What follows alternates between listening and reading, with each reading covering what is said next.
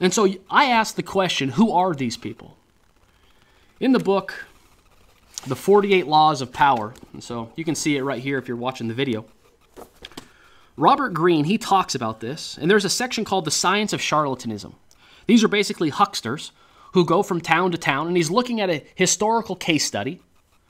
They would get up on a stump, they would give a speech, they would get up on a stage, they would promise all sorts of cures and magical elixirs and get-rich-quick schemes, and they would move out of town. And in their wake, there would be all these people who got taken, exploited.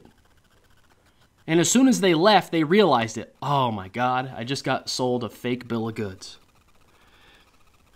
And so he talked about who this person is. Every charlatan needs a gullible clod. Every charlatan needs a gullible clod. And these are typically people who are uninformed, unintelligent.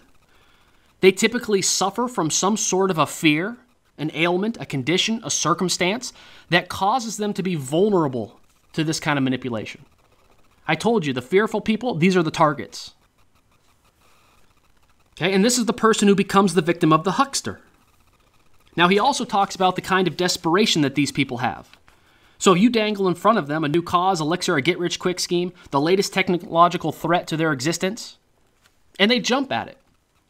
Maybe they're not making the income they want. Maybe they're not having the life they want. Maybe they're working too many nights and weekends. And they have this fear that if they don't change their ways, they're going to get divorced, their wife is going to leave them, their husband's going to leave them, their kids aren't going to...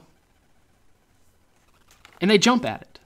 And so typically there's some sort of fear, there's some sort of circumstance that makes them vulnerable to this type of deception.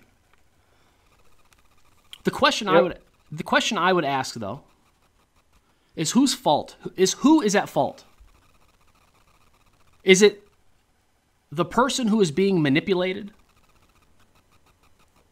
Because there are agents out there that desperately want to believe there's a secret, and that if they could just find it, it would solve every problem and make them rich. Are these the people to blame for this deception? Because it does take two. Or is it the guru party who knows that the agent is desperate, who knows that these types of people exist, who are fearful, and deliberately work to exploit them? So if you want to say that in different terms, the person in search of authority, is he to blame? Or is it the person who claims to be the authority? And should he be required to hold himself to a higher level of integrity and morality?